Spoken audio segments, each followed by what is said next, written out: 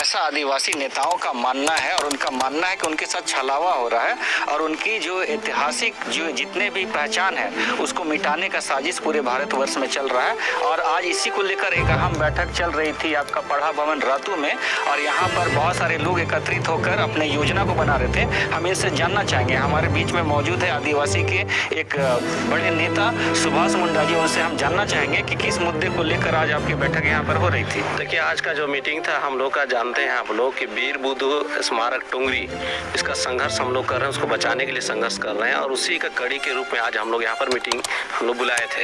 ये पूरा रातू प्रखंड क्षेत्र का मीटिंग था और हम लोग जैसा पहले भी घोषणा कर चुके हैं कि 2 नवंबर 2021 को राजभवन के समक्ष एक हम लोग विशाल धरना देने जा रहे हैं और उसी का तैयारी को लेकर हम लोग यहाँ पर आज मीटिंग किए थे। इसमें मीटिंग में जो है कई तरह का बातें आई हैं और उसमें जो है जैसे हम लोग का जो है प्रशासन जो हम लोग 1 महीना का जो समय दिया था, उस समय के आधार पर जो है अभी तक कोई ठोस निर्णय जो है नहीं निकल पाया है और उसमें कोई मीटिंग भी नहीं हो पाया है। तो ये बहुत ही दुर्भाग्यपूर्ण रहा है प्रशासन का रवैया और इसीलिए हम लोग पूरा आदिवासी समाज के अंदर एक बहुत गुस्सा है कि प्रशासन जो है जो कहती है वो नहीं करती है और इसीलिए जो है आज बहुत कोई आक्रोशित है और उसी के आधार पर हम लोग 2 नवंबर 2021 को हम लोग एक विशाल धरना राजभवन के सामने देने जा रहे हैं। और जैसा न्यूज में भी आ रहा है कि वहाँ जो है काम जो है फिर से शुरू करने का जो बात हो रही है, इसलिए जो है सभी हम लोग का जो टीम है वो टीम जो है अगर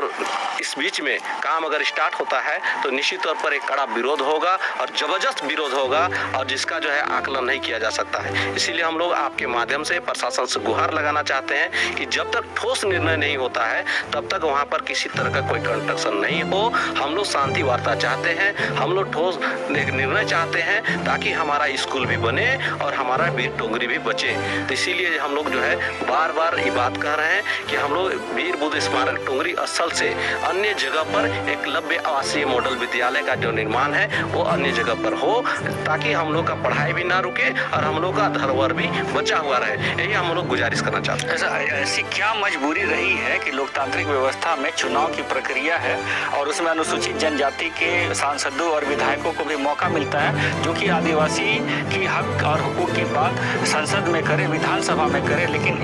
आपका जिस तरीके से बोलना है और आप लोगों ने जिस तरीके से बैठक की कि आदिवासी के जो ऐतिहासिक पुरुष हुए उनकी जितने भी चीज़ें उनको पूरे तरीके से ध्वस्त करने का प्रयास चल रहा है, तो आपको क्या लगता है कि इन नेताओं के द्वारा इन सारे मुद्दों को क्यों लेकर नहीं बोला जाता? देखिए, इसमें जो है आप लोग स्पष्ट जानते हैं कि ये जो नेता जो बने हुए हैं, खास करके जो राष्ट्रीय पार्टी के जो नेता हैं, आप चाहे कांग्रेस पार्टी हो चाहे बीजेपी पार्टी हो, ये जो है किससे गाइड होता है आपसे छुपा हुआ नहीं है। और इसीलिए जो है इसी का एक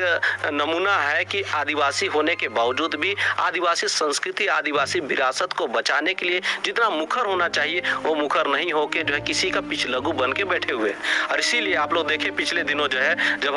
हम लोग का आंदोलन शुरू हुआ तो हम लोग माननीय जो है मंत्री अर्जुन मुंडा जी का, माननीय सांसद जो है सुदर्शन भगत जी का, माननीय विधायक हमारे बंधु तिर्की, ये तीनों का जो है हम लोग पुतला दहन करने का काम किए थे। हम लोग किसी का व्यक्तिगत जो है कोई लड़ाई नहीं है, लेकिन ये जो धरोहर बचाने का जो सवाल है, क्योंकि वो भी आदिवासी है और हमारे अगुआ रहे हैं, इसीलिए उनका भी बहुत जिम्मेवारी बनता है। लेकिन ये अब वही बता पाएंगे स्पष्ट रूप से उनका क्या मजबूरी है, क्यों बोल नहीं पा रहे हैं। जिस काम के लिए वो चुने गए हैं वो काम अगर वो नहीं कर पाते हैं तो उनका क्या मजबूरी उनसे जानना होगा। आप देख रहे हैं कि इस तरह की बैठक आदिवासी समाज में अनेक नेताओं के द्वारा हर प्रखंड में लगभग दक्षिण छोटा नागपुर में की जा रही है और उनका मानना है कि उनके साथ कहीं ना कहीं छलावा हो रहा है और इनके द्वारा एक आहूत किया गया है राजभवन में धरना का कार्यक्रम 2 नवंबर को, और इसी को लेकर तैयारी जोरों पर है। आप लोग सभी लोगों से भी समस्याएं हैं उसको लेकर हम आपके सामने में आएंगे। जन सरोकार के मुद्दों को लेकर आप हमारे साथ बने रहें। धन्यवाद, जोहार।